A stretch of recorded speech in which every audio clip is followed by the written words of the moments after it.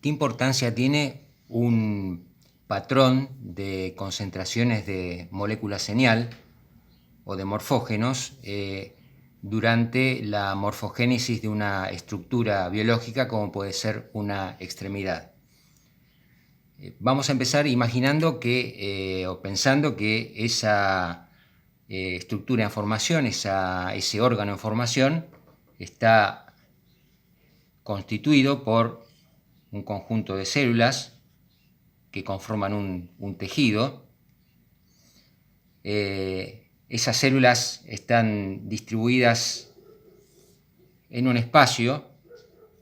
Acá lo vemos en un espacio bidimensional, pero bueno, en un organismo sería tridimensional.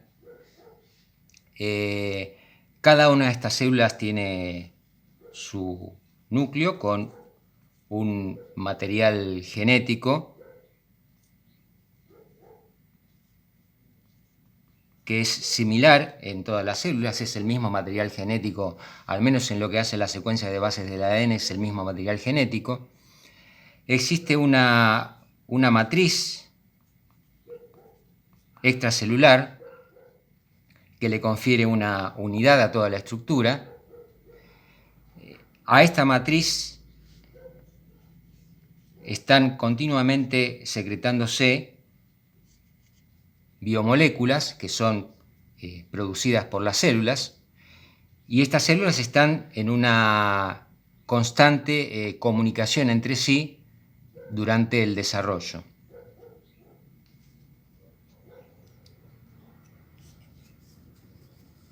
Ahora vamos a imaginarnos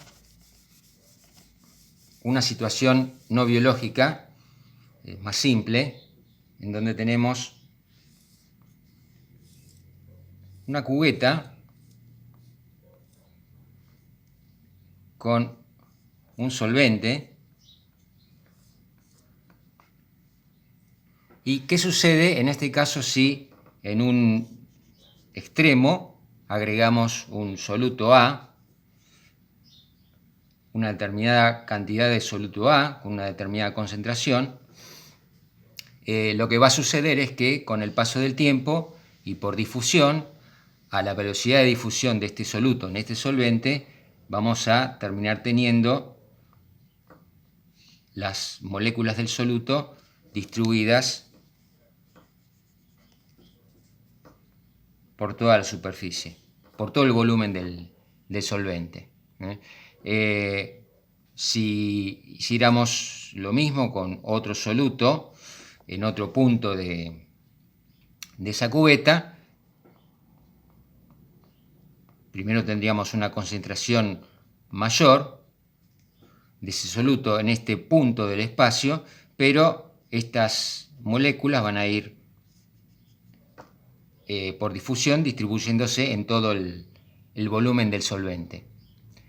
Es decir que en realidad al comienzo, a un tiempo inicial, si graficáramos qué sucede con las concentraciones en una transecta que fuera de un extremo al otro de la cubeta, si observáramos las concentraciones a un momento inicial, veríamos que el soluto A tendría una concentración grande en este punto, y a medida que pasa el tiempo, digamos, comienza a difundir, pero en una situación inicial tenemos una mayor concentración cercana acá y una menor concentración cercana acá. Y con el soluto B pasaría lo contrario, ¿no?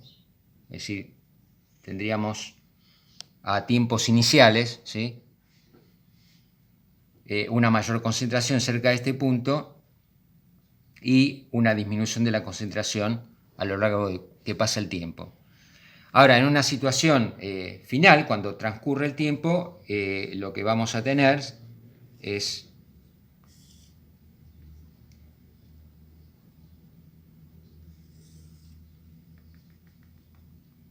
concentraciones similares en los diferentes puntos de esta transecta, donde uno de los solutos está en mayor concentración que el otro, podría ser al revés, podría ser el B en mayor concentración del A, pero lo importante es ver acá que se llega a un equilibrio en el cual no existe un patrón de concentraciones, sino que la concentración es uniforme en todo el espacio representado por esta cubeta de solvente. Es decir, en cada punto a lo largo de esta transecta, si yo fuera tomando una muestra, vería que la concentración del soluto A va a ser igual en estos diferentes puntos de esta transecta.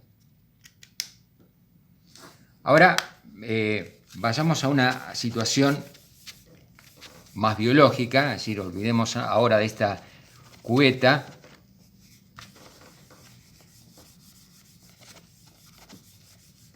Y vayamos a una situación biológica en la cual lo que tenemos es un primordio de una extremidad en formación. Acá tenemos la pared corporal. Pero lo vamos a imaginar también como una especie de cubeta biológica, ¿sí? Donde vamos a tener adentro células en una extremidad en formación. Estas células son de un tejido de mesénquima, es decir, que tienen una relación laxa entre sí estas células. El mesénquima es un tejido embrionario. Por acá tenemos la cresta de ectodermo apical.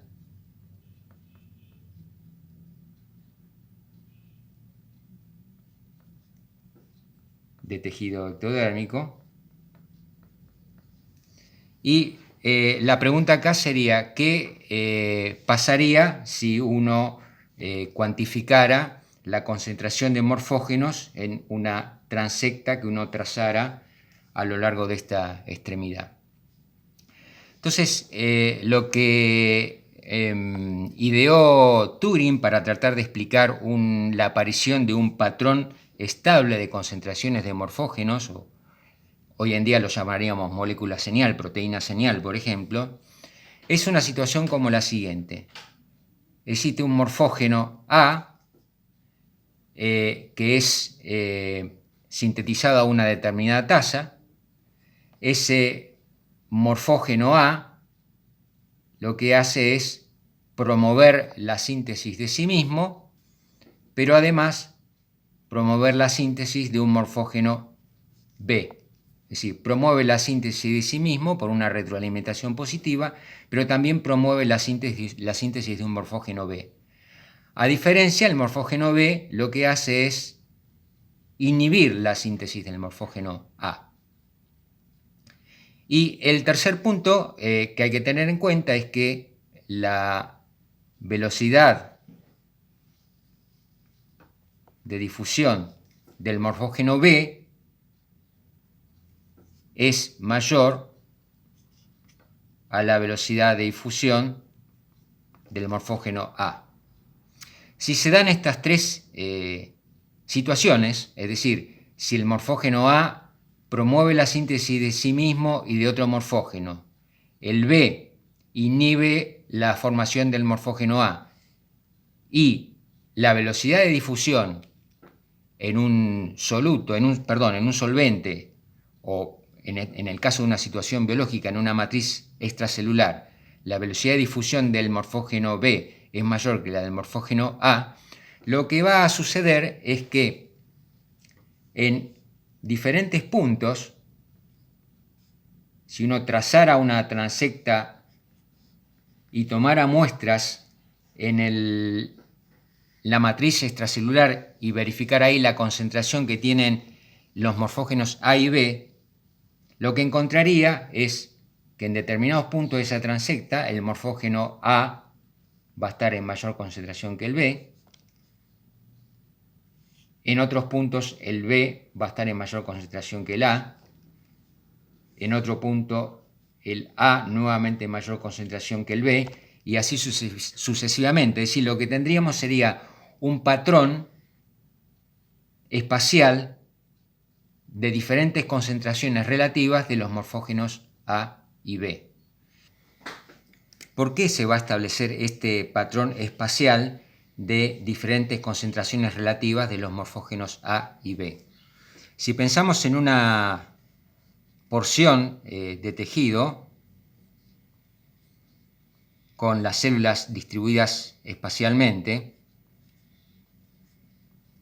y separadas por la matriz extracelular, y elegimos un punto dentro de ese espacio, localmente acá el morfógeno A, como va a promover la síntesis de sí mismo, va a comenzar a aumentar su concentración, y el efecto de B no va a tener mucha importancia relativa, porque en este punto es una acción local, es decir, está circunscrito a un lugar en el espacio. Ahora, cuando nos alejamos de este punto y vamos a otro punto de esa matriz intracelular, como la velocidad de difusión del morfógeno B es mayor que la del A, en este punto sí va a tener un mayor efecto inhibitorio el morfógeno B sobre la producción del morfógeno A.